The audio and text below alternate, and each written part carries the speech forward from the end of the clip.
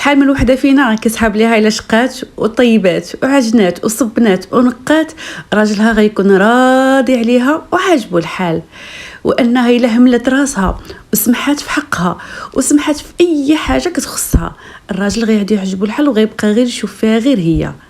راك غالطه بنتي، نوضي فيقي، نوضي نوضي نوضي نوضي من النعاس، ونوضي نفضي عليك ديك الغبره اللي فوق راسك وجمعي الوقفه. ولا كانوا الناس يتحزموا بحزام بغيك تحزمي بسبعه الحزامات. راه الزمان ما فيهش الثقه، وقصه اليوم بغيت تكون عبره لكل وحده فينا. معكم فاطمه الزهراء، واليوم جيت نشارك معكم قصتي اللي بغيتكم تفيدوني في الاخر اش ندير فيها وفي هاد الحريره اللي وصلت ليها. المهم نبدا لكم من الاول. من عمري وانا 16 عام والخطاب كيجيوني لدارنا، يعني كنت تبارك الله زوينه وعاطيه العين، ودارنا الناس محافظين، كلشي الناس كانوا كيبغيو يتناسبوا معاهم، ما عندناش وما خصناش.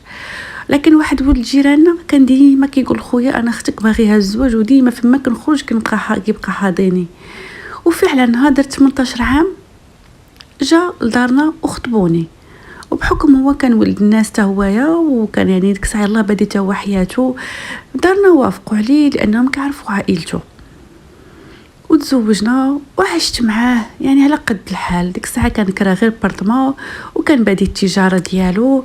المهم كنا ما خصناش وما عندناش وما خصناش كيف ما كنقولوا ديما، الحمد لله. وكنت حتى انا قنوعه، كنت صابره في داري وراعيه داري، ونشقى ونطيب ونحاول نقتصد في المصروف، يعني معاونه على الزمان. واخا ديك الساعه انا ما خلاني لا نقرا لا نخدم، يعني غير كملت الباك وجلست في الدار. من بعد ولدت ولدي الاول، وديك الساعه التجاره ديال راجلي بدا ربي كيسر ليه فيها، وبدا الحمد لله المدخول كيتزاد عليه، وتحولنا من دار الكرا وشرينا بارطما ديالنا. من بعد ولدت بنتي، وغدا الامور بخير وعلى خير. المهم في الايامات الاولى كاي زوجه ديما كتبقى ترد البال مع راجلها تليفونو ياك ما كيدير شي حاجه من موراها، والحمد لله ديما كنشوف عليه غير الخير. لدرجه شي ايامات يعني هكا ملي وليت كندير ولادي المدرسه كندوز هكا من جهه المحل ديالو بلا ما يشوفني، واش نشوفوا واش كاين ولا ما كاينش، ديما كنلقاه في المحل وما كنسمع عليه غير الخير. يعني قلت راجلي راه مثبت ومحصن، وهكاك بقات حياتي معاه. يعني واخا هو ولا لاباس عليه، ولكن انا ديما مهليه في الدار ومقتصده في المصروف، وحتى في حالتي ما كنتش كنطلب شي حاجه اكثر من الجهد. بقيت في داك السيستم اللي انايا تربيت عليه نهار الاول، يعني ما كنقولش ليه عطيني، ما كنقولش ليه خاصني. البيجامه الله يجعلها تربي عندي 3 سنين ما عنديش مشكل. المهم عندي هو يكبر التجاره ديالو، مهلي في وليدات، مهلي فينا كناكلو كنشربو صافي. راسي ما كنتهلاش فيه، ما كنعرف كوافورات نمشي نقاد عندهم شعري، ما كنعرف نقاد حالتي والو، غير الدار والشقه والنقا والطياب وصلاتي وقراني. وليداتي خصني نربيهم ونديها في راسي، هادشي اللي كنعرف. دازت الايام وكبروا الوليدات، وكل واحد شق حياته الحمد لله. وبنتي سهل عليها الله وتزوجات، وحتى ولدي حتى هو دار حياته ودار وليداته. وانا كبرت والايام دازت بالسنين ودازت الاعوام. المهم الراجل حتى هو راه كبر ومكانش بيناتنا بزاف، انا وياه كانت بيناتنا غير 4 سنين. المهم الراجل بقيت غير انا وياه في الدار، وتحولنا من ديك البارطما اللي كنا ساكنين فيها وسكننا في الفيلا. يعني الحمد لله ولات حياتنا ميسوره، ولكن فاطمه الزهراء اللي كتعرفوا راه باقا هي نفس الحاله، نفس كل شيء كنديرو.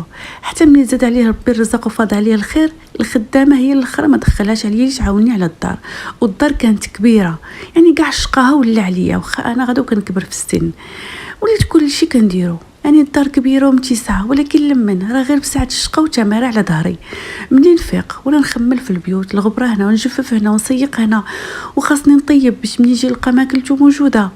يعني كانت حياتي يعني صافي غارقه غير في الدار وفي شقاها وفي تمارتها وفي الطياب. ما كنعرفش شي حاجه سميتها الله في راسك فاطمه الزهراء، ولا خرجي شوفي كونيك العيالات، ولا لبسي شنو خارج في الموطه، ولا تهلا يعني والو نهائيا. وحتى هو ولف عليا بهاد الطبيعه، حتى النهار اللي كنقول ليه راني خاصني كيتنفخ عليا باش يعطيني ديك الريالات، وما كانتش كنرضى. كنقول صافي بناقص لي داك الشيء اللي غيتنفخ عليا به بلاش منه، وخليني عايشه غير هانيه بلا ديك النفخه ديالو. كانت نفسي عزيزه وبقات حياتي بحال هكاك صافي، بقى بلا صلاتي وقراني ونقي الدار كل نهار كنقول لي راه بغيت شي وحده تجي تعاوني على شغل الدار، الدار كبيره وجاتني صعيبه. كيقول لي اللي قديتي عليها ديرها واللي ما قديتي عليها خليها، اللي ما قديتيش عليها خليها حتى الغد ليه ما كنتي شنو وقف عليك. يعني حتى الهضره الزوينه ما كانش يقولها ليا. راجل تصرفاته بدات كتبدل معايا، حتى الوقت ما بقاش يدخل فيه الوقت اللي كان يدخل فيه، ولا السيد ما كيجي علينا وقت تا يفوت العشاء يعني صافي. نورمالمون حنا كان السيد كيوصل غير المغرب كيدخل دارو وكيخلي الدراري اللي مقابلين ليه المحل. دابا كيسد المحل وكيسهر عاش يجيني عيان ومدقدق ويبقى عليا غير عافاك مسدي ليا رجليا راهم ضاريني بالوقفه. وانا كنت كالهبيله نجيب الماء سخون ونكمد ليه رجيلاته ونبقى نمسد ليه فيهم، نحط ليه عشاتو وكينعس في بلاصتو حتى البيتو ما بقاش كيطلع ليه وينعس فيه. ولينا عايشين بحال الخوت، بحال انايا ماني مرتو ماني اختو، يعني وليت بحال الخدامه ديالو في ديك الدار وصافي. حتى من الشوفه ديالو فيا ما كيشوفش فيا بحال مرتو، نهار كامل هو غابر عليا وملي كيدخل عيان ومدقدق ومسخسخ وباغيني غير نمسد ليه والراجل ينعس ويطيح ممحوط. وبقات حياتنا هكاك وصافي. ولات على هاد العيشه خواتاتي حتى لواحد النهار غتجي تدق عليا واحد السيده. ديك السيده ساكنه في الحومه ديالي ومعروف عليها انها خارجه للطريق، الله يعافينا ويعافيها. مني شفتها من العين السحريه ديال باب داري استغربت، قلت هذه اش جابها لعندي. حليت الباب قلت السلام عليكم. نعم لاله. قالت لي وعليكم السلام. قالت لي سمحي لي على هاد المجيه. قالت لي انا راه جارتكم. قلت لها ايه عرفتك. قالت لي راه بغيتك شي هضره اللي كتخصك. دورتها في راسي هاديش بيني وبينها واش الموضوع كيخصني كتعرفوا عليا. قلت لها نعم لاله. قالت لي الهضره ماشي في الباب. قلت لها واخا دخلي. دخلتها للدار وجلستها في الصاله ومشيت طايفتها كيف العاده، جبت العصير وجبت القسم الله وحطيته ليها. قلت لها نعم لاله ياك لاباس. قالت لي عندي شي كلام بغيت نقوله لك ولكن خفت عليك لا تقلقي ولا تفهميني غلط. قلت لها الله يسمعنا خير. شنو هاد الكلام؟ قالت لي شوفي انا عارفه كل شيء هنا في الحومه كيعرفوني كنسهر وكنخرج. قالت لي هذه هي خدمتي وهكا باش معيشه وليداتي من نهار الراجل هرب وخلاني. قالت لي وانا هاد الحياه انا عايشاها وراضيه بها واللي زعما كيتسني شي حاجه يجي يعطيها ليا. قلت لها الله يعفو عليك والله يسهل لك في محسن. هذه هي الكلمه اللي خرجت من فمي. قالت لي بغيت نقول لك شي هضره على راجلك. بحكم قلت لي كنعرفكم هذه سنين وكنعرفك مراه محصنه ومتبته وربات ولادها ومكافحه مع ولادها. قالت لي راجلك راه خرجوا رجليه للشواري. قلت لها هاد الهضره كتقولي؟ قالت لي كيف ما كتسمعي. قالت لي راجلك راه ولا عطيها غير الصهير في الكباريات. وقالت لي ما هي مره ما هي جوج كنشوفو. وقالت لي مع بنات لي صغارات. قالت لي انا ضربتني النفس عليك وجيت نقولها لك، خفت عليك غير اللي يجيب لك شي مرض من الزنقه وانت مع فراسك ما يتعاود. قالت لي بحكم كنشوفك حتى الخروج ما كتخرجيش بزاف، يعني المره جايبه اخبارنا كامله. بقيت مصدومه قلت لها واش عارفه اش كتخرجي على فمك وعارفه راسك على من كتهضري؟ قالت لي راجلك كنعرفو وكنت قدام من عنده. قالت لي ما خافيش عليا ولكن هاد الهضره اللي جيت نقول لك اليوم غير ضربتني النفس عليك. قلت لها وانا باش غنتيقك بالهضره اللي كتقولي ليا؟ قالت لي انا عارفه الهضره بوحدها ما غتكفيكش ولكن قالت لي انا نواعدك المره الجايه نجيب لك الدليل. بقيت مصدومه في هضرتها وداخت بيا الارض اللي تحت مني. اش كتقولي؟ قالت لي شوف اسمحي لي على هاد الدخله ولكن انا والله الا قلتها لك من جانب الانسانيه لا غير. قالت لي كنبقاو كنا عيالات وحتى شي مرا ما كتبغي راجلها يخونها ولا يلعب فوق مورا ظهرها. قالت لي وانا راجل سوليني انا اللي مجربه. المهم سكت وبقيت كندور في هضره في راسها وبقيت مصدومه وبانت عليا الصدمه. تزنقت ودخت بيا الارض. قالت لي المهم انا غنمشي دابا ونخليك ونهار غيكون عندي الدليل غادي نرجع لك. قالت لي وانا ما نفوتش لك 3 ايام والدليل غيكون بين يديك. صافي وناضت المراه ومشات بحالها واختكم بقات دايخه بها فوق الارض. اش غندير يا سيدي ربي؟ واش الهضره اللي قالت لي واش بصح هذه جابها عندي؟ هذه واش بغات تفرتك ليا الشمل ديالي ولا شنو؟ المهم بقات الهضره كدور وكتمشي وتجي ليا في راسي. مشيت صليت واحد 2 ركعات واستغفرت الله وقلت بعوذ بالله من وساوس الشيطان. حيد عليا حاجه ما شفتهاش بعينيا ما غاديش نتيقها. مستحيل راجلي يدير هذا الشيء اللي كتقول هاد المراه عليه. ما تيقتش لانه هو كنعرفوا يعني شو راكم كاع كتعرفوا رجالاتكم وكتعرفوا الا كان راجل كيبان لك مثبت ومحصن كتقولي مستحيل يقرقب البيضه من بلاصتها. المهم داز نهار الاول، داز نهار الثاني، داز نهار الثالث، ما جاتش عندي المراه. قلت صافي هذه كانت باغي غير تخرب ليا بيتي ولا تضحك عليا. وملي بنت ليها رانا مزيره في هضرتي راه رجعت بحالاتها. نهار الرابع جات كتدق في الباب، غير شفتها وما نقولش لكم قلبي كيف ولا كيضرب. بسرعه حليت ليها الباب بالزربه هكاك، حليت ليها الباب ودخلتها. قلت لها ياك لاباس تجي شي حاجه باش نتيقك؟ قالت لي جبت لك الدليل هاد المره. قالت لي انا عارفه. قالت لي وعادراك. قالت لي جلسي. قلت لها انا غادي نجلس. قالت لي بلا ما تجيبي لها ضيافه لا والو، غير جلسي نهضروا وانا باغا نمشي دغيا. قلت لها واخا لالا. جلست وجبدات تليفونها وجبدات ليا تصاور وفيديوهات ديال زين الحطه. والراجل اللي كنت نجي كان يجيني قال لك عيان ولا مسد ليه رجليه طلع سيادي كيقصر ليا في الكباريات ويدردك ويشطح مع الدريات الصغارات اللي صغر من بنته ماشي تقدها. الراجل صدق بخبيزته، اش من تصاور واش من حيوحات واش من سهرات واش من دريات دايرين بيه، والطبله كيمزوقه والفلوس فين كتخسر لي كان كنجمع فيها وكان حافظ لي على رزقه يقول لي راه كيمشي غير في الوسخ. اعزكم الله صدمت حياتي بحال شتيتي شي ما طيب وكبيتي عليا بالحراره اللي طلعت فيا. ما بقيت عارفه اش نقول. واش هذا راجلي؟ كنشوف نحاول نشوف ويت كنكبر في الفيديو كنكبر في التصاور واش هو ولا ماشي هو. قالت لي انا هادراك لالا راه هو غير بلا ما تبقاي تحقي بزاف راه هو وراه باين هو، ولكن عقلي ما بغاش. عقلي وقلبي كيقول لي كيقول لي لا. دخت بيا وفعلا الراجل هاد الايامات كلها اللي كيتعطل فيها ما هي عام ما هي عامين راه مده طويله. والراجل راه كيضل غير مقصر في الكبريات وعايش ليا حياته وانا ساده عليا بوحدي مقابله التلفازه ومقابله نقف في قناته ونحيد ليه فسخو ويجي يلقى ماكلته سخونه ودارو نقيه والسيد فين دايع هكا. هادشي اللي نستاهل عندك. عرفتي واش كنضرب في راسي؟ شداتني وعنقتني. قالت لي شوفي انا حاسه بك، ولكن قالت لي غنقول لك واحد الكلمه وما تدريهاش مني قله الصواب. يعني هاد المراه صراحه يعني واخا انا كتواخدها على واحد النظره خيبه ولكن كانت هضرتها كلها حلوه، هضرتها معقوله ونصيحتها زعما يعني شفت منها غير الخير. قالت لي ولكن شوفي، قالت لي يا اختي فاطمه الزهراء راه حالتك راه تخلي الراجل يهرب من الدار. هزيت عيني فيها وكنشوف فيها وانا عينيا مغرغرين بالبكا. قلت لاش كتقولي اختي اش كتقولي باش عارفه اش كتخرجي من فمك؟ قالت لي غير سمحي لي على هاد الهضره ولكن راكي انت ما مهلياش في راسك. قالت لي انا غير مره دقيت عليك الباب وشوفي قالت لي لابسه، قالت لي بيجامه قداش وديرها زيف على راسك حجبانك شو كيديرين وجهك كيدير. قالت لي ما مكديره حتى كحل في عينيك ما دايراش. قالت لي علاش؟ قالت لي هامله راسك راك باقا صغيره ماشي قالت لي شرفتي ولا عندك 160 عام. قالت لي راك باقا صغيره تهلاي في راسك. قالت لي سيري غير لاصال سيري غير لاصال وشوف العيالات اللي كبر منك كيدايرين تبارك الله كيفاش مهلين في صحتهم وفي راسهم ومصابغين شعوراتهم ومهلين. قالت لي تخرج الزنقه محجبه وملي تشوفيها في دارها تبان لك بنت 16 عام. قالت لي وما كنتي هامله راسك؟ قالت لي غير في دارك بوحدك ما معك راجل ما معك شي حد زايد. قالت لي وهامله راسك؟ قالت الاهمال كامل. بقيت كنشوف فيها ودورت فيها عيني قلت لها انا هكا ولفت على راسي من شحال هادي. قالت لي شوف الحياه راه ما بغاتش هكا والرجال ما بغاوش هاد الشيء.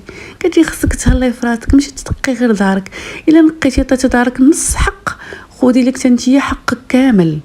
قالت لي قبل ما تبداي دات لي في دارك قالت لي قابلي راسك هو الاول ونوضي شقاي وانت مها اليوم نقيه حالتك ماشي قالت لي تقابلي الركاني والشقا. قالت لي هادشي راه ما كيساليش اللي ديريه اليوم تعاودي غدا، ولكن غدا غتلقاي راسك صحتك سالات وظهرك تساس وشعرك ما بقاش شعر وجهك ما بقى وجه ويديك ما بقاو يدين ورجلين ما بقاو رجلين. وقت هضرتها على صواب. قالت لي شوفي غير لبسك لابسه بحال واش شوفي شي مرا كبيره شي وحده جداتي. قلت لها الهضره قلت لها كتقولي راه عمر شي حد ما قالوا لي وقالت لي وسمحي لي وما بغيتش تقلقي منك. لا لا لا لا ما عندي لاش نتقلق منك. قلت لها الصراحه الهضره اللي قلتي راه كلها على حق، وراه انا اللي قلت لها ما كنشوفش راسي في المرايه. وصلت بيا الايام حتى الراجل ولا يلعب مع البنات قد بنته في الكباريات. قلت لها الراجل اللي كان يتمنى فوقاش يتزوج بيا ولا دابا هامني. قالت لها ولات اكثر من اختو في الدار، ولات بحال خدامته مابقاش يشوف فيا حتى الشوفه. ايوا قالت لي لا بغيتي نصيحتي ونوضي. قالت لي انا ما جيتش نشرشم لك الشمل ديالك، انا جيتك غير باش ننبهك لا يجيب لك شي مرض وتعكوني على بال راجلك اش كيدير مورا ظهرك. قالت لي غير بجانب الاخوه وسمحي لي، يعني مرا كدوي معايا بالادب وبالصواب. صراحه ارتحيت ليها وعجبني كلامها ودرت بالري ديالها. قلت لها الهضره اللي قلتي كلها عندك الحق، ودابا قلت لها انت جيتيني بهذا الاخبار، ودابا انت قلت لها اللي نصحتيني هذه النصيحه ولا عمر شي حد ما قالها ليا. قلت انا ما عندي لا صحابات لا خواتات، عندي غير الدراري خوتي، والدراري يعني كل عايش حياته، يعني كل شيء كبر وكل شيء دير دارو وليداتو، يعني ما بقى حتى واحد ما ديها في الاخر. يعني كيشوفوني عادي عمرهم ما غيجيو يقولوا لي فاطمه الزهراء ديها في راسك ولا راجلك كيدير ولا ديها كوني زوينه في عين راجلك. صافي راه كنبان لهم حنا راه كبرنا على هاد الهضره. قالت لي ما كبرتي والو والمراه ديما تبقى مهليه في راسها. قالت لي شوفي الناس قالت لي كيتهلاو في راسهم واخا يكونوا ما عرف الشبكي ولا ليهم في راسهم. قالت لي وانت قالت لي هامله راسك. قالت لي الناس كبر منك وكديرين. قالت لي بالتهلو شوفي سيري. قالت لي الصالونات وشوفي وحلي فمك. وقلت لها شوفي دابا قلت لها انا داخت بيا وما عرفت اشنو ندير. قالت لي نوضي اول حاجه بدلي لك هاد الحوايج اللي دايره ورجمعي راسك وتحزمي. قالت لي ب7 الحزامات وكوني مرا وقاده وخلي راجلك يرجع لمحاله، ما تخليش البنات الزنقه حاشاكم. ايوا قلت لها اش غندير. قالت لي شري حويجات جداد وتهلاي في راسك وسيري للصالون. وقالت لك انا ما كنعرف حتى شي بلاصه. قلت لها ما كنعرف لا صالون مقود، ما كنعرف فين كيتباعوا الحوايج زوينين. قلت لها راه حدي كنعرف غير داكشي اللي كنشري، هادشي اللي كنشوفيه هو اللي كنمشي نشري وكنجي. حتى الخروج ما عنديش معاه. قالت لي انت غدا ان شاء الله في الصباح مع ديك 12 انا غنجي عندك، ولا بغيتي نمشي معاك تقدي كاع داكشي اللي خاصك، نوريك الصالون زوين كنمشي نصاوب فيه ونوريك كل شيء. قلت لها ولكن راه ما عنديش انا شي فلوس كثيره باش نتقدى ونمشي للصالون. قالت كتشوف فيا. قالت لي انت عايشه في هذه الفيلا وهذا الخير كامل ما عندكش فلوس ولاش مزوجه بيه. قلت لها انا مزوجه ولكن راجلي راه ما كنقولش لي عطاني الفلوس، هو المصروف شادو بيديه، هو اللي كيصرف هو اللي كلشي، واللي عطاها ليا كيعطيها ليا بالحساب. قالت لي ويلاش كتقولي الهبيله. قالت لي الفلوس قالت لي كيمشيو، قالت لي كتخسروها في البيران. وقالت لي وانت هي كتقولي لي ما عندكش الريال في جيبك. قلت لها كيف ما كتسمعي. قالت لي ما عندك حتى شي ذهب تحت منك. بقيت كندور في عيني. قلت لها ويلاش كتقول لي هذه الذهب. قلت لي شوفي الا عندك شي ذهب وما كتستعمليش نوضي بيعيه. قالت لي وتقدي به داكشي اللي خاصك وتهلي في راسك وجيبي لراجلك لدارو لمحالو وما تشتيش الشمل ديالك. صراحه هضرتها قنعاتني وجاتني على صواب. صافي قلت لها غدا مع 12 انا نستناك. صافي انا غنشوف شنو غندير. وفعلا مشيت هزيت واحد 2 دباج عندي من ايام عرسي، كان داك الدباج يعني الدق القديم، هزيتهم ومشيت انا وياه الغد ليه وبعتهم وجابوا لي فلوس صحيحه، لان كيف ما كتعرفوا الذهب ملي كيكون قديم كيطلع في الثمن. يعني بعتهم وخديت دوك الفلوس مشيت تقديت اشمل بيجامات اشمل كساوي، خدت لي داكشي كل شيء جديد وداكشي اللي على الموضه. حاجه اللي ما قلتش لكم، احنا كنا عايشين في واحد الدوله عربيه، ما كناش عايشين في المغرب. يعني دوك اللباس ديالهم والزي ديالهم اللي كتكلبس تمايا العريض، ولكن ملي داتني هي داتني كنلبس بحال اللبس اللي كتلبس هي. يعني دوك الكساوي المزيرين، وانا يعني واخا كنت 48 عام كنت يعني كانت فورمتي باقا مزيانه، ولكن انا كنت مهليه في راسي بداك اللبس الواسع. يعني كان الجسم ديالي مزيان ولكن انا ما مهلياش في راسي، كنت ديما لابسه الواسع ما كيبان فيا لا زوين لا خايب. المهم مشات لبشات لي الحوايج الزوينين، تقدت معايا، داتني لواحد الصالون، صبغوا لي الشعر، قادوه ليا، يعني تبدلت 160 درجه. انا صدمت في راسي، يعني حسيت براسي تجددت. دارت لي يعني داك واحد الصوان كيديروا للوجه عرفتي قادت لي ضفراني يديا رجليا، حسيت براسي بنادم، حسيت براسي مرا خواتاتي. باش رجعت فيا الانوثه ورجعت فيا الحياه، وشفت العيالات كيفاش مهلين في راسهم وكيفاش مدين في راسهم، وانا مقابله غير السطل والجفاف اللي نخرجوا. ما عرفتش مالي على حياتي اللي ضاعت، ما عرفتش. وهادشي اللي جيت نعاود لكم اليوم باش ما تعاودوش في قصتي نفسها، ما تبقاوش في دار غفلون، وديوها في راسكم وفرحوا راسكم هو الاول قبل من اي واحد. كنقولها لكم بحرقه، فرحوا راسكم قبل من اي واحد. تهلاي في راسك، شوف راسك في المرايه وخلي راسك يعجبو الحال ملي يشوف في المرايه. ما بقيتش مهلي تسناش واحد اخر يجي يقول لك اشنو ديري. وفعلا هذاك الشيء اللي درت، تهليت في راسي وليت مرا واحده اخرى، ولكن ما بينتش ليه. كيجي للدار كيلقاني باقا انا هي انا، كندير بني مازال الفولار وكنلبس نفس الشلال. المهم باقا كنديروا التدريبات هذيك السيمانه كامله، وحنايا كنخطو كيفاش غنبدا وكيفاش غادي نصدموا باللوك الجديد ديالي. المهم الراجل ديما كيجي سهران عيان، ما كيشوفش فيا حتى الشوفه كيف ما قلت لكم. ودازت سيمانه وانا كنقاد في راسي، كل مره كندير حاجه، كل مره كنخطف حوايج جداد. المهم حتى قاديت، حتى من المشي علمتني كيفاش نمشي. هاد السيده كان الاسم ديالها بشرى. المهم باش تبقى ملي نقول لكم بشرى تعرفوا شكون هي هذيك. داز اسبوع وجا النهار اللي قالت لي خاصك اليوم تباني ليه. وفعلا داك النهار جات عندي بنهار بشرى، قادت لي المكياج، لانني انا حتى المكياج قلت لكم ما بقيتش نعرف نديرو. قادت لي المكياج، صوبت لي شعري في الدار لان شعري ديجا صبغته في الصالون، ودرت لي السوان يعني ولا رطب ولا زوين مقاد. طلقت شعري، كان شعري طويل يعني وكنت غاجه معاه. المهم قادت لي الحاله، لبست واحد الكسوه جديده قاده، درت المكياج، درت يعني البارفان، درت كل شيء. درجه في العشيه ملي جا للدار في الليل مع هو جاي عيان كيف العاده، غير حل الباب وشافني جالسه في الصاله، هو سد الباب ورجع خرج تلف كيصحاب واش مرا كاينه عندي في الدار. وتخيلوا معايا راجلك وما يعرفكش نهار تقادي. ويعاود تاني يدق في الباب، حليت ليه الباب وانا مقاده ومزوقه. قلت لي مالك فلان، ياك لاباس ما عرفتينيش؟ ايش هاد الشيء قال لي دير في راسك؟ ايش هاد الشيء قال لي؟ ايش هاد الشيء؟ فين كنتي مخبيه هاد الجمال؟ فين كنتي مخبيه هاد الزين؟ راجل ولا كيشوف فيا نظره اخرى، نظرته تبدلت، عيني ولاو كيبروا بالفرحه ملي شافني مقاده ومصوبه. ايش هاد الشيء قال لي؟ ايش هاد الحاله؟ كيفاش قال لي؟ اش وقع لك اليوم؟ شي عصا سحريه؟ هذا شي كنز طحتي عليه ولا شنو؟ قلت لي عصا سحريه. قلت لي عصا سحريه، قلت لي لقيتها عندي وانا قلت لي نضرب بها الحيط وخرجت. قلت لي خرجت فاطمه الزهراء جديده. وبقى كيضحك وكيشوف فيا. اش وقع لك؟ اش وقع لك؟ راجل مصدوم مدهوش يعني كيقول شوف فيك، يقول له واش هاد المره شنو وقع لك؟ انا غير البارح قال لي في الصباح خليتك ناس عادي كيف ما انتي، قال لي اليوم في العشيه تبدلتي. قلت لي ورا من اليوم كاينه غير هاد فاطمه الزهراء جديده. فاطمه الزهراء قلت لي القديمه ماتت ونساها وراني دفنتها. هو الراجل ما نقولش لكم فرح واحد الفرحه ولا يضحك من ودنيه. حطيت لي العشاء على هو بغى يتعشى يشوف فيا ويقول لي عيد غدا. انا تصدمت في راسي، قلت شات الاهمال كنت هامله راسي لهاد الدرجه. راجلي يعني كنت مخيبه صورتي في عينيه. كثرت انا مقابله غير الشقه ولا هي وتماره. ما نقولش لكم الدار يومين ما قربتش ليها، ما وقع فيها والو، بقات هي. ولكن انا كنت مسودنا بشي حاجه خصني يوميا نجفف، يوميا نشطب، يوميا نقي. ما عليناش.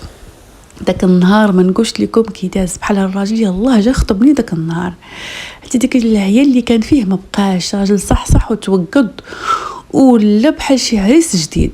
ايوا ديك النهار ما نقولش لكم ما بينتش ليه راني عارفاه كيش كيدير. ايوا دوزنا داك النهار بحال يلاه اول نهار تزوجنا. داز ديك الليله بحال شي وحده يلاه عروسه. ايوا الغد لي في الصباح غير فاقت عاوتاني مشيت للمرايه هي الاولى، دوشت وتبدلت عليا حوايجي وتقاديت ودرت العكر ودرت الكحل في عينيا. المهم بشويه رجعت كنتعلم المكياج. طلقت شعري، مشيت وجدت الفطور. قلت لي نوض تفطر، السيد كيفطر وفرحان وكيشوف فيا وكيقول لي عيد غدا واش هذا الشيء اللي واقع ليا في هاد الدار. قال لي واش عارفه راسك شحال تبدلتي؟ واش عارفه راسك فاطمه الزهراء؟ راه فاطمه الزهراء هذه السنين هذه ما شفتهاش من نهار تزوجت بها. وانا غير كنت بسم وعارفه راسي كاين واحد الغلط حتى مني انا، كاين غلط حتى مني انا ماشي غير منه هو حقا كان الانسان خاصو يجي يهضر معاك وينبهك وينصحك، ولكن قليل الراجل اللي غيجي ينبهك وينصحك على راسك. هادشي اش كنقول لكم اخواتاتي، تهلاو في راسكم ولراسكم. وصافي فطر السيد ومشى لخدمته، وداز النهار عندي عادي. عاوتاني طيبت الغداء ديالي وانا مقاده ومصوبه ومعطره، وجمعت مع حالي. المهم درت الشقه غير خفيف سطحي. وجات عندي بشرى قالت لي مضره شنو كاين؟ قلت لها شنو كاين وشنو كاين؟ الخطه راه نجحت والراجل راه يقول لك يهتهت. ايوا قالت لي الحمد لله. قلت لها ولكن انا دار من راسي بغيت نعرف هذيك خيتي اللي كيسهر معها شكون هي، بغيتك تجيبي لي خبارها. قالت لي ولا عليك، هاد السيمانه نجيب لك خبارها. وصافي في العشيه الراجل مولف كيجيني قلت لكم معطل داك النهار غير ود المغرب. الراجل دخل الدار يعني جا بكري، جا للدار قال لي مصوبه ومقاده حاطه قهوتي، جا جلس معايا جبت ليه العشاء ديالو، ما قال لي لا مسدي لي لا حتى شي حاجه. تعشينا وكنضحكوا قلت لكم بحال الله مزوجين. ودازت ديك الليله حتى هي ما نقولش لكم فرحانين ضاحكين ناشطين، وانا هادشي كامل ما مبينش ليه راني عارفه اش كيدير. وبقينا على هاد الخطه مده 5 ايام على ما جابت لي بشرى الخبر ديال ديك خيتي اللي كيخرج معاها. ايوا سيادي نهار الخامس نهار جات دقات عليا بشرى وجابت لي الخبر ديال هذيك خيتي اللي كيخرج معاها. ايوا هنا كانت الصدمه. بشرى هنا قالت لي راه اخبار ديك البنت كلها عندي، وهذيك البنت فاطمه الزهراء راه مزوج بها على سنه الله ورسوله، راه ماشي غير كيخرج معها باطل. وهنا ضربت حناكي وضربت في خاضي. ياك فلان السنين كامله ومشيتي تزوجتي عليا بوحده بنت الزنقه. بكيت وتصدمت وتحرقت في قلبي، لان حتى مرا ما كتبغي تجي عليها مرا، وما قالهاش ليا وما شاورنيش، واللي يعني راجل ما مبينش ليا. وهاد السنين كامله هو هاجرني حتى في الفراش، وهو قاضي غارات في قوم تخر. المهم بزاف الافكار كتبقى تخبط ليا في راسي. بكيت وبشرى عزيت فيها عنقتني وباستني وقالت لي ما يبقاش فيك الحال، كل شيء باذن الله دابا يتقاد. المهم كتهضر حتى كيف ما قلت لكم حلوه. صافي ديك الساعه بقينا كنهضروا شي تقول لي شي بعد هذا الراجل كي دار ليها حتى تزوج عليك بلا ما ياخذ من عندك الموافقه. واش عاطيه الموافقه؟ قلت له واش انا عاطيه الموافقه من نيتك؟ نعطيه الموافقه وغادي نقول لك تري جيبي لي اخبارها، ما نكونش عارفه بي من مزوج. قالت لي ولكن ما يمكنش في هذه البلاد اللي حنا كنعيشوا فيها ياخذ السيد المره الثانيه بلا موافقه الزوجه الاولى. قالت لي هذه شي خله دايرها. ايوا قلت لها يا خبر بفلوس بكره ببلاش. غدا قلت لها نمشيو للمحكمه ونشوفوا اشنو واقع. قالت لي ولا عالي. قالت لي انا كنعرف شي ناس في المحكمه انا غنسول لك. صافي الغد لي في الصباح مشيت انا وياها للمحكمه، بغينا نعرفوا الاخبار ديالو كيفاش الزوجه الثانيه ديالو. ديت ورقيه، ديت عقد الزواج ديالي، ديت معايا لاكارت ديالي ديال الاقامه، ومشينا سولنا داك خينا اللي في الباب. المهم هي هضرات معاه قال لي شكون انت؟ قلت له انا مرت فلان، راه جيت دابا بغيت نعرف واش فعلا راجلي مزوج عليا ولا لا. قال لي كيفاش غيتزوج عليك كنتي ما تكونيش عارفه؟ ضروري من موافقه، لما كانتش الموافقه ديال المراه راك تكون مخالفه وفيها الحبس. قلت له وهادشي اللي بغيت نعرف.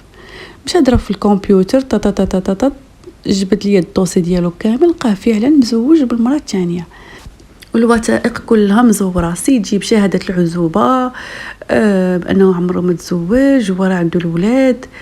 يعني داكشي فيه التصوير.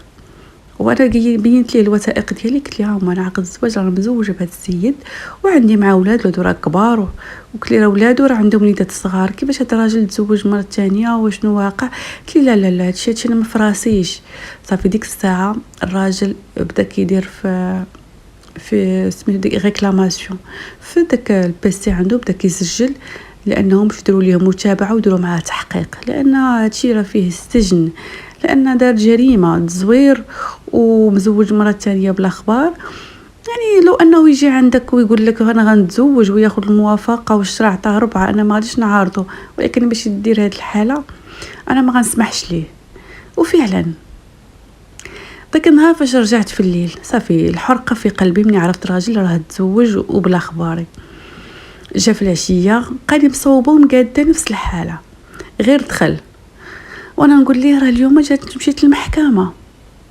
قال لي كيفاش؟ علاش مشيت للمحكمه؟ ياك لاباس؟ قلت لي راه جاتني واحد الاستدعاء قالوا لي بان راه راجلك عنده زوجه تانية، واش مزوجه بيه ولا مطلقه منه ولا اشنو، بغا يديروا معايا تحقيق. وانا مشيت للمحكمه قلت لهم هذاك راه راجلي وانا راه مزوجه بيه. قالوا لي كيفاش مزوجه بيه وديجا هو مزوج مرا واحده اخرى؟ عرفتي لا ردارت بي كيفاش كتهضري كتقولي واش كتخربقي.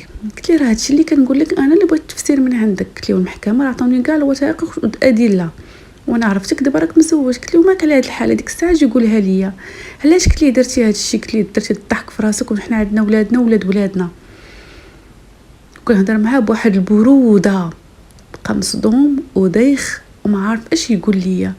لا وانا هادشي ما كاينش منه. قلت لي شوف فلان، قلت لي دابا بلا ما تكذب، قلت لي انا اخبار كلها في راسي، بلا ما تكذب، بلا ما تزيد تكذب، بلا ما تزيد تخبي. راه هاد الهضره هادي قلت لي بلا ما تبقى تبرر فيها. بغيتي تزوج الله يعاونك، غير جي قول لي راني فلانه راني تزوجت ولا انا بغيت نتزوج ونعطيك الموافقه والله يسهل عليك، ما تبقاش غادي خارج عليا بالتخبيه. وكنهضر معاه وانا مبرده ومزوقه ومقاده. الراجل ما نقولش لكم كيولي شعلات فيه العافيه، بغى يطرطق وبغى يحماق. اش هادشي كتقولي؟ المهم قلت ليه شوف انت مع عمرك لي اليوم ولا غدا يجيو يقرقبوا عليك منك ليهم. وسي طلعت لبيتي وخليته. ديك الساعه كنسمع فيه هز التليفون وكيعيط الزوجه ديالو الثانيه بنت الليالي وكيهضر معاها ويغوت حرمه بجهده، يغوت ربي اللي خلقه. قال لها صافي هادشي اللي وصلتيني ليه، هادشي اللي بغيتي عندي دابا. قال لها المحكمه عرفات والتصوير ديال الوراق، انت اللي جبتي الوراق مزورين. وكنسمع فيها كتقول لي انت اللي زورتي الوراق، اما انا عندي شهاده العزوبه ديالي، انت اللي كنتي زورتي الوراق، انت اللي نكرتي مرتك وولادك، ما سوقيش فيك انايا. المهم كيضاربوا في التليفون، كيغوت وهي كتغوت. المهم من نطلعوا من هبطوا عندي كيلقاني متكيه وكنتفرج في البيت وهو طالع هابط في داك الليل ما عارف اش يدير، ما قادر يهضر معايا، ما قادر يجي يبرر ليا، ما قادر ينعس. المهم التلفات به ديال بصح وعارف راسو اليوم ولا غدا غيجيو البوليس يهزوه من الدار لانها كتسمى جريمه كيف ما قلت لكم ديال التصوير. وفعلا الغد لي الصباح فيقته قلت له فلانه الوقت ديالك، راجل ما قادش ينوض من النعاس لانه الليل كامل ما نعش. قلت له نجيب لك قهوه؟ قال لي واخا. جبت لي قهوه وحطيتها لي عند راسو، شرب ديك القهوه وناض وعتاني بقى غادي جاي وما عارف اشنو يدير. قلت لي ما غاديش نخدم؟ قال لي لا ما عندي فين نمشي هذا النهار، غنبقى هنا. وقع في التليفون كل مره نسمعو يهضر مع شي حد في التليفون. يومين هو في الدار ونهار الثالث جاو دقوا البوليس وداوه. وفعلا هنا حياتي غتقلب راسا على عقب، والراجل غيشدوه في الحبس لمده 3 شهور وغيحكموا عليه بغرامه ماليه لانه دار التزوير ومزوج مره ثانيه. المهم ديك الساعه انايا صافي حقدت عليه، ما بقاش فيا الحال عليه. المهم شديت الكارطات وشديت المصروف في يديا لان بقيت غير بوحدي. وما نقولش لكم من داك النهار وبشرى ولات يوميا قاعدين عندي في الدار، ووليت كنمشي حتى انا عندها من بعد ما كنتش كنبغي حياتها وما كنبغيش داك الجو اللي كتعيش فيه. وليت بشويه كنتصاحب معاها وبشويه كنعرف صحاباتها. ومن داك الوقت حياتي غدا وكتبدل، من فاطمه الزهراء اللي كانت غير الصلاه والدين ولات فاطمه الزهراء اللي مقابله غير الصالونات والتهلو والخروج. ما كنتش كنخرج معها في الليل حق ولله، كنت محافظه على راسي وعلى شرفي، ولكن بغيت كنخرج يعني هاي انا في المول، هنا نتغدى، هنا نشري، هنا في الصالون، هنا نصوب في شعري، هنا نصوب. وليت بحال يعني كنعوض راسي على السنين اللي ضاعت في التصاويب اللي ما كنتش كنصوب حالتي. ولكن شي حوايج وليت كنديرهم ما عاجبينيش في راسي اليوم. يعني وليت يوميا كنسهروا في الدار عندي، ولات كتجي هي وصحاباتها وكنبقاو سهرانين. النهار الاول كنت كنعرض عليهم عادي يعني عزومه شاي والحلوه والعصير وداك الشيء كنحطو في الطبله ونديروا الموسيقى ونضحكوا بيناتنا حنا العيالات، وكانت هكاك. ومن بعد واحد النهار جابت معاها الشيشه وقالت لي واش نديروا الشيشه عندك في الدار. المهم ديك الساعه انا ولاو مونسيني ومعمرين عليا، قلت لها ماشي مشكل نديروا الشيشه ماشي مشكل، اصلا راجلي ما كاينش. وداروا الشيشه. واحد الساعه قالت لي اجي جربي اجي غير ضحكي، وحتى حتى انا يعني نصاعت موراهم وهزيت حتى انا الشيشه ودرتها في فمي وصافي، وقلبناها ضحك ووليت كل نهار حتى انا كندير الشيشه معاهم. يعني ولاو يوميا كيجيو عندي كيضحكوا هنايا في العشيه كيدوزوها عندي يصوبوا ويتقادوا ويديروا الشطيح والموسيقى والشيشه. يعني كل وحده فيهم اللي كتكمي واللي كدير الشيشه كدير الشيشه، غير الشراب اللي ما كنتش كندخل الدار. يعني هذاك كنت حالفه فيه كنقول لا ابدا، ولكن وليت كنشياش وهما كيكميو ولا عندي واحد الجو في الدار ماشي هو الجو اللي كنت انايا عايشه فيه قبل ما نعرف بشرى. وصافي استحليت داكشي. وفي هذه المده هذه يعني مشيت درت واحد العمليه تجميل على نيفي، يعني واحد الحاجه اللي ما كانش داخله لي راسي نهائيا مشيت درتها. وليت يعني مقابله غير الامور الدنيويه بزاف، وليت كنهمل صلاتي، وليت كنهمل قراني، وليت واحد المراه اللي مقابله غير راسها ومقابله غير خوا الخاوي بهذه العباره. ماشي غير تهليت في راسي وصافي وحبست، انصاعيت وراء يعني هاد الشهوات ومشيت مورا هاد العيشه اللي عايشين هاد البنات اللي كيخرجوا بالليل. ونهار اللي خرج راجلي من الحبس قالي دايره السهره في الدار، وجا حتى من الحبس ما مشيتش جبتو منه. صافي غير جا طلعتو نيشان لبيتو، قلت لي بدل حوايجك ودوش وسير، قلت لي الحلاق حسن عليا هادشي اللي فوق راسك وبدل حوايجك عا جيت نعس. وفعلا داكشي اللي دار. جا لقاني مرة اخرى يعني باقا المراه مقاده مهليه في راسها لابسه معكره مصوبه، صافي داكشي اللي باغا. واخا شاف البنات عندي في الدار والدار عامره ما قال حتى شي كلمه. مشى دواش بدل جا نعس الغد لي عاوتاني فاق السيد لقاني مصوبه مقاده فرحان كيهضر معايا كانني ما دايره حتى شي حاجه. يعني انا قلت ربما يقول لي شنو هادشي ولا جيب البنات. السيد ما ادنبني ما قال لي حتى شي كلمه، وهكاك ولات حياتي معاه حتى هو. واخا ما بقاوش كيجيو عندي البنات، ولكن يوميا ولينا حاطين انا وياه الشيشه والموسيقى ولا كيقول لي كاع من بعد ولا يقول لي جيب البنات يسهروا معنا ماشي مشكل. وليت نعيط لبشرى وصحاباتها. يعني ولا عندي واحد الجو في الدار بعيد كل البعد على الحياه اللي كنت انا عايشه فيها. وصراحه انا بشرى كتعامل معايا بواحد الحلاوه ما قدرتش كيفاش ما عرفتش كيفاش نخرجها من حياتي دابا. ودابا انا حيره فعلا حيره، لان الراجل ولا بين يدي ورجع ليا وطلق المراه الاخرى طلقها. والحياه اللي وليت عايشه معاه دابا ما بقيت عارفه راسي واش هذه هي الحياه اللي خاصها تكون ولا ماشي هي اللي الحياه.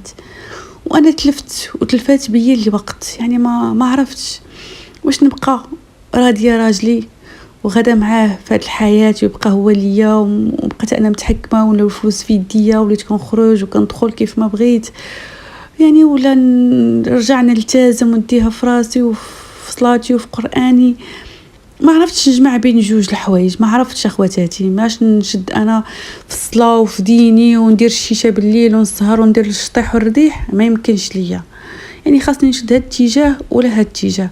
والراجل ملي كنهضر معاه كنقول احنا راه كبرنا خاصنا نمشيو نحجوا خاصنا نستغفروا مولانا، كيقول لي انت عزلك تعقدي الحياه وانت عزلك كليتك تعقدي علينا وتطيمي علينا وديري. ما عاجبوش هو داك الجو الاخر، باغيني نبقى معاه في هاد الهيت ديال انني نبقى يوميا نشطحو.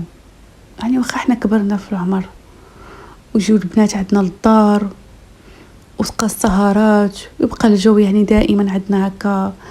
انا دخت بيا صراحه وما عرفتش اشنو ندير مع هذا الراجل. خفت نقول لي نوض نتفرق معاه، ما عندي فين نمشي وما كاين اللي غيشدني وانا مرا كبيره في السن. 48 عام هادشي دابا اللي كنعاود لكم راه دازت 5 سنين وانا في هذه الحاله. اليوم عندي 48. ما عرفتش شنو غادي ندير. بغيتكم تنصحوني واش نكمل مع راجلي في هذه الحياه حتى يهدينا الله ونشدوا الطريق، ولا نتفرق معاه، ولا اشنو ندير. عافاكم نصحوني. تهلاو في راسكم ولكن ما تخرجوش للطريق بزاف. واخا انا يعني غير هذا الجو ديال ماكشي خارجه الطريق، ولكن هذا الجو ديال الشطيح والرضيح كل نهار انا ما بقاش عاجبني صراحه. وانا بقاو يجيو عندي يوميا الدريات ما بقاش عاجبني وما بقيتش عارفه اشنو هندير. وكانت هذه هي قصه فاطمه الزهراء. فاطمه الزهراء اللي عاودتها لكم بكل حرقه، واليوم كتسنى منكم نصيحه من عندكم كاخت ديالكم، كاي وحده من عائلتكم، يعني تنصحوها وتبريوها الطريق اللي خصها تتبع. انا شخصيا فاطمه الزهراء كنقول لك تهلاي في راسك، ما فيها باس، وديها في حالتك ولبسي اي حاجه في ظهرك، حلال طيبا عليكي.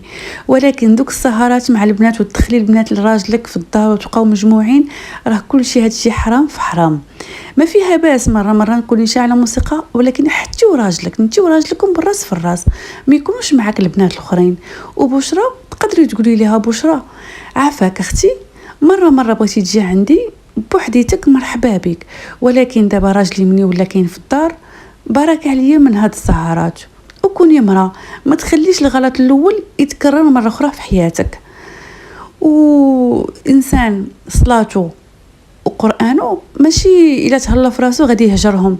نصلي صلاتي ونمسح داكشي اللي في وجهي، ومن بعد نقاد الحاله، من بعد ما صليت العشاء نقاد انا كاع وجهي ونقاد حالتي، وبنهار دري عكر وتمسح ونعاود ندير انا عكر، ما فيهاش ماشي مشكل. ولكن هادشي ما يخليكش انك تسمحي في دينك وتسمحي في حياتك، وانت عندك وليداتك وحتى وليداتك ما يبغيوش لك هاد الحياه اللي وصلتي ليها اليوم. من بعد ما كنتي مرا يعني داخله سوق راسك، خليك مهليه في راسك، ولكن ما تضيعيش صلاتك ودينك وعلاقتك مع الله سبحانه وتعالى. حتى علاقتك مع الزوج راها فانيه، ولكن الله سبحانه وتعالى غدا غتحاسبوا امامه. تهلاي في راسك، وحاولي ان راجلك مره يعني تنبهيه وتهلاي فيه حتى هو بطريقه اللي تخليكم بجوج في علاقه اللي تبغيها قدام الله وقدام نفسك. كنستودعكم الله الى قصه قادمه ان شاء الله. ما تبخلوش عليها بنصائح ديالكم حتى نتوما. الى فيديو قادم ان شاء الله.